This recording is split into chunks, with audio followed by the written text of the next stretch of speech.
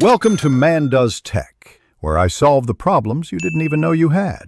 In this video, I will show how to make donuts at home. Start by measuring all dry ingredients and proofing the yeast in warm milk, then whisk eggs and melt butter. Mix the dry and wet ingredients until a shaggy dough forms, then knead for about 8 minutes until smooth and elastic. Cover and let rise until doubled, which usually takes about 1 to 2 hours in a warm spot. When your dough has risen, turn it onto a lightly floured surface and roll to the recommended thickness, then cut donuts in holes. Let the cut pieces rest for a short proof so they become airy. Heat oil to 350 degrees F and fry in small batches to avoid crowding, flipping once for even browning.